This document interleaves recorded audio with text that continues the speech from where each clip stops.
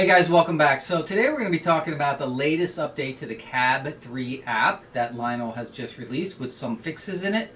We're going to be checking them out, see if they work, and then we're also going to be talking about what's an easy way that you can control your trains using the Cab3 app without having to constantly switch back and forth using your phone and everything else. So we got a couple things, just some suggestions and also some tips and tricks, and we're just going to review the update, and we're going to test it with our Triplex to see if the 4-digit addressing issue has been resolved also. So we got a bunch of stuff to do, so let's jump into it. All right, so before we get into the updates and stuff like that, I just want a little tip for the train room. I know a lot of people are complaining about the phone being too small and the buttons are too close together. And then also, right now we have to keep, connecting to Wi-Fi and then turning on you have to turn off your lock screen if you don't want it to constantly lock and disconnect from the base. Hopefully they'll fix that in the future, but for right now, that's the only way around it. And you really don't want to do that permanently on your phone because that's a major security issue, right? Somebody gets a hold of your phone and it's not locked, they can change your account immediately and you're going to be locked out of all your stuff. So it's not a good idea to change your lock screen to be permanently off. So because of that, I thought, hey, why don't I just get a small iPad mini for the train room, right? It'll be dedicated. All the settings will be specifically for the train room. I don't have to touch anything. So for instance, the rotation, you know how when you rotate, it automatically switches the orientation. Well, because this is going to be permanently in the train room, and I always want it in the vertical orientation, then I can turn that and lock it. So on this one, it's locked, right? I would never do that on my phone because on my phone, I do have different orientations, right? And nobody wants to keep changing settings on and off, right? So it's much easier if you can just set a bunch of settings and be done with it. The other thing is I took all the apps off, uninstalled all the apps. There's nothing on here except for the train apps, DCS and the Lionel ones. And a couple of other ones like the App Store and the camera, of course, stays on there because that's part of the iOS system and everything. I turned off all location services. All these things that use battery power, they're all shut off. So basically all this is doing is connecting to my Wi-Fi network on my home, and then I'm running the apps on it. And that will keep the battery level on your iPad, first of all, from draining down. The second thing it'll do is every time you come down, it's just ready to go. And it'll just immediately connect to your base 3, which is really nice. Okay. I got this on Amazon Renewed, which is a program they have for used iOS devices, actually all electronic devices. And this was $100. This is an iPad mini 4. It has 32 gigs of space on it, which is plenty for these couple of apps and then the photos and everything. So tons of space on it for what I need. It doesn't have to have a super fast processor. All I need is Wi-Fi, right? Some space to put the apps on and photos. And that's pretty much it. So I didn't need anything. It's just Wi-Fi only. Okay. No cellular. So it was $100. And it came, and it is basically like brand new. There's not even a scratch on the back of the case or anything like that. It's literally brand new. Comes with a cable and charger with it, and that's it. And you're ready to go. And the only thing about these is if the battery is going to be worn down or maybe not keep a charge as long as it used to originally, well, that's fine. You can take this to the Apple Store, and for $120, they'll test it, verify to see if the battery is any good, and if it's bad, they'll replace it for that fee. So $120 plus $100 for the cost is only $220, right? Even an older, like the previous generation, brand new one is like $350, and then they start at they go up to like $475 up to $700 for a mini. And some people say, well, I'll just get a big one instead. Not a good idea either. Like I have an iPad Pro upstairs. It's the 13-inch model I use for, reading and all kinds of stuff. That's fine. But I don't want to drag a giant tablet down in the train room because that's not, I have to carry it around with 2 hands. Nobody wants to do that, right? So the phone's just a little bit too small, but these iPad minis are actually the perfect size. The other thing I bought was this $9 strap that goes on the back here. It's just an adhesive strap that goes onto the back of your iPad, and all it is a elastic band that you put your hand in, So on my left hand, basically, you can see I have it on here now, right? There's no stress on my hand. Like, my fingers are not going to start hurting from holding the iPads, because these iPad minis are a little bit wide, you know, to be just holding with your hand. Your hands are going to start hurting pretty quickly. So this, being able to hold it like this in the train room, I can hold it like this, I can hold it like this. It doesn't slide off. It doesn't matter what direction. I can have it down by the side next to my leg, and it's not going to fall off or slide off, and it's comfortable. It's not cutting off the circulation on my hand either. So and all I'm going to do, right, is then tap this and, you know, use the app for whatever I'm trying to do, right? Okay. What's nice about this is, because it's on an iPad, there's a little arrows, set of arrows down here that you can expand. So this would be the normal size on your phone. Okay. If you expand it, it'll expand it up so you get some more real estate here. So what this means is now the buttons are a little farther apart, right? For you guys that are having trouble with them being too close together, stuff like that. It actually works a little bit better on a mini iPad, and you can expand the size a little bit of it, which is fantastic. You notice when I turn it, it doesn't switch on me because I have the orientation locked. So you can change all your settings, and this one does not have an auto lock on it, so it will never auto lock because it's never going to leave this room. Basically, I'm never taking it anywhere. It doesn't have any of my information on it, like Apple Pay or anything like that. All that, I removed all that stuff after I set it up, and all I have on here is a couple of train apps, and that's it. And I do have access to the internet, to Safari if I wanted to look something up, the App Store. Okay, and I think some of the default apps that you can't get rid of over here, but other than those, everything else has been removed, and all functions have been disabled. You know, location services, all those things that take up battery power, all disabled, right? So now this is all I have, and this is a really nice way to control the train now with the Cab3 app, and it's going to be great for the DCS app too, okay, because I have that on here. It's going to be the exact same thing. Okay, and I could actually run both apps simultaneously if I wanted to. So what's nice about it is it's a nice small format, but it makes it a little bit bigger so you can see and have a little more control with your fingers on the screen. Something you can leave in the train room. Only cost $100, plus it was $9 for the strap, so I guess $110 total. And the battery should be fine. Like this, like I said, this unit was like brand new. There's not a mark on this thing at all. And this is one of their Amazon renewed, right?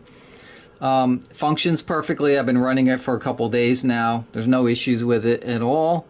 And, you know, if the batteries run down a little faster than newer ones, that's fine, right?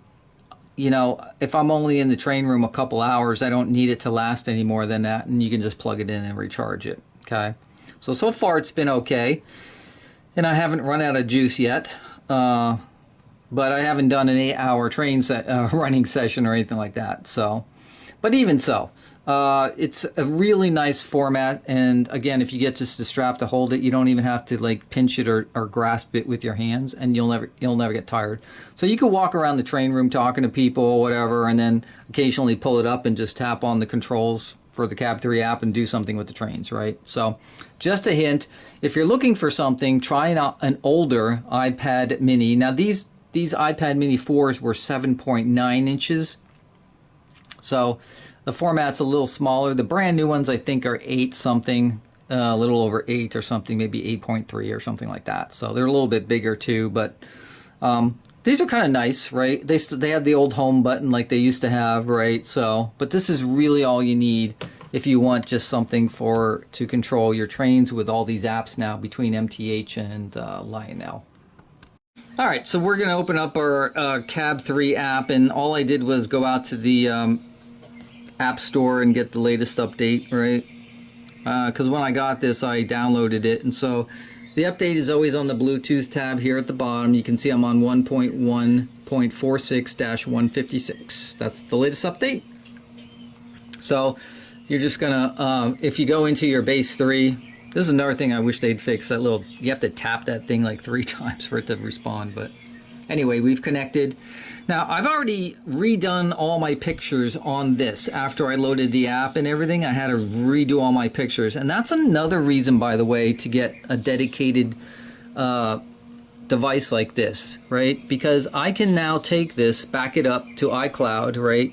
And this whole iPad will be backed up so that if I ever had to get a new one, or if I had to redo this for some reason, it could pull all that stuff back down and I wouldn't lose everything, including my images. So that's what's really nice if you have a dedicated device like this, right? So now I don't have to worry about when I replace my phone. Now every time I replace it, I've got to redo all the images. I know they're working on that, but that is not out yet. And so, yeah, I spent all afternoon redoing all the pictures for the accessories, switches, trains, engines. So we got everything back here, but now it's all on this dedicated device, and I've got it backed up, so I don't have to worry about doing that over again anymore. So that's another nice thing about having a dedicated device. But one thing I want to show you is some of the fixes that they have listed in the website for the app that they just did, this update. They didn't list one of the updates that they actually did, and I'm going to show it to you real quick right here because it's like awesome that they actually got this fixed. But that is sorting on your engine roster. So now it will actually keep your sort. So whatever sort you pick on the right here, so right now you can see mine is road name. Okay, and when I came in here, now everything is sorted by the names, as you can see right here. Okay, exactly what I wanted. Before, what would happen is, if you sorted it by road name, if you left the roster and came back in, it would resort by the TMCC ID. In other words, up here at the top, it would keep switching back to TMCC. So, like, let's say I do road number instead. Okay, now you can see my sort at the top is road number. Okay, and if I go back, and then I go back into the roster again, do you see how road number is sticking up there now? Before, that was not sticking. It kept switching back to TMCC every time it did that. Okay, so that's the difference between one little thing they put in this update, and you know what? They didn't even mention it in the update release notice, which is kind of funny because it's something I wanted, and I know a bunch of people put in requests for it because it's so much easier to find your engine now by their names because I know what they are, right? And you can pick any of those sorts, but no matter which one you decide that you like the best, road number, road name, engine type, or TMCC ID, it's going to now stick so that you don't have to keep hitting the sort to get it back to where you were every time you come back to this screen. Okay, so that is a really nice fix that occurred in the latest update. All right, so what they did is on the 5th of November, they had this release out, and they did list out a bunch of stuff. You probably can't read it too well here, but that's okay. First of all, they had some Wi-Fi connection changes. It says in the Wi-Fi configuration screen, when you hit set, a pop-up will now show. Also, you get a pop-up if attempting to connect to non-base 3 devices. So just some informational pop-ups.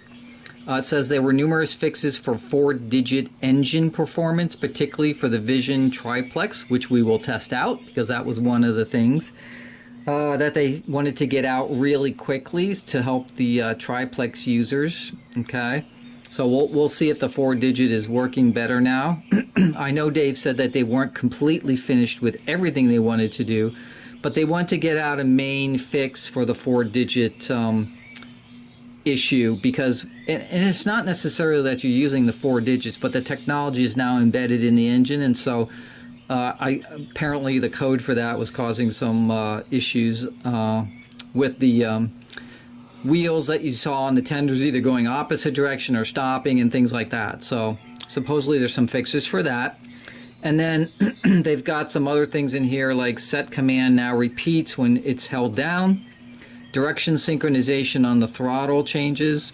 So basically when you do your direction changes, it's now all synchronized. The throttle will go to 0 now reliably on this when you're stopping your loco. So there were a couple things there. There's some TMCC stuff. Train start up and shutdown commands weren't working, so they should be working now. and the train tab occasionally crashed the app, which I know it did because I used it a bunch of times, and supposedly now the train tab won't crash the apps. And then they list a bunch of bugs they're still working on, so they still do have work to do. It's not over yet, but he lists them out so you know what they are. A lot of Cab 1 control type of stuff here. You can see the one for the Wi-Fi connection when the phone screen times out. Now, I don't have to worry about it on mine, remember, because I have this dedicated little mini iPad here, but if you are using your phone, they're working on that fix also. And then he's got future fixes down here and stuff. So they still have a long way to go, a lot of work to do, but at least we got a bunch of fixes in this release, and one of them with the rosters, I love. So for me, that's perfect because that was so annoying, and I love using the rosters. It's one of my favorite features of the Cab3 app, but it was annoying with that sort changing on me every time I went back to that screen. So that's great that that's fixed. And if the 4-digit addressing fixes the little issue with the 4-digit, when you have it in 4-digit mode, the engine's sort of acting weird, then that's a great fix too. So I'm going to test that out. But that's the basics that we got in this release. This wasn't a big release. It wasn't meant to be. David said that he wanted to get this out to help the Triplex users right away. So that's why they did that. But there's more coming. There'll be more updates, right? And again, this is all on the control.lionel.com website.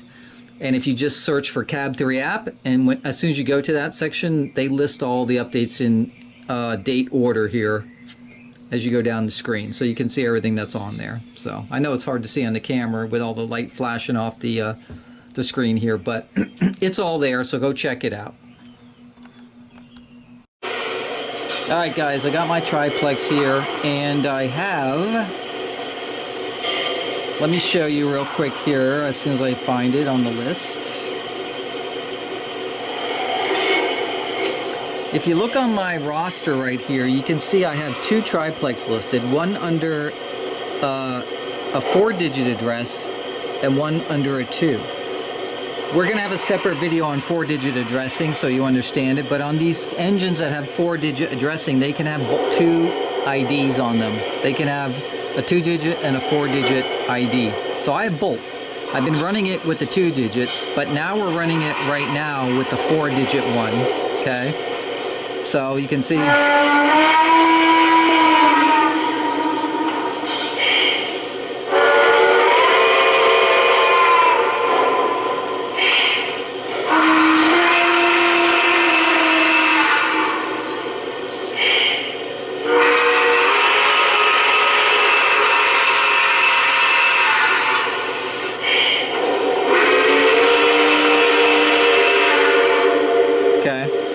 And so we're just gonna basically one of the issues what we had in 4-digit, right, was that the actually on mine the front drivers were not moving and the tenders were. People have had the opposite effect. Plus other things weren't working, so the bell wasn't working, which it does now. So right now for the basics in 4-digit mode, things seem to be working okay. So we're just gonna hit the first speed step here, the roll. Should start rolling, hopefully.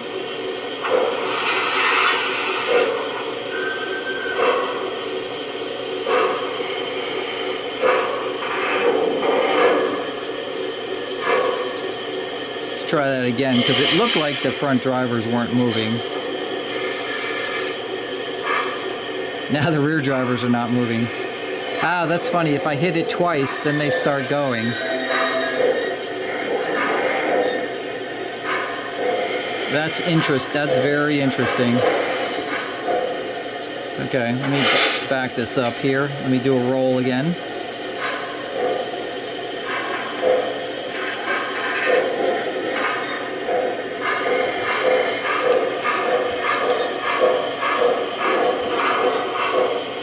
Alright, so let's do the roll. You can see that the rear tender is going backwards, but the front is not. However, if I hit the roll button again, then it starts going. That's interesting. Okay. So we still got some kind of issue there in 4-digit mode. So if I hit the roll again for the first, Let me switch gears here. All right, we're going to do roll again. Yeah, nothing happens right there. You see how the rear tender is moving, but the front is not right here. Okay.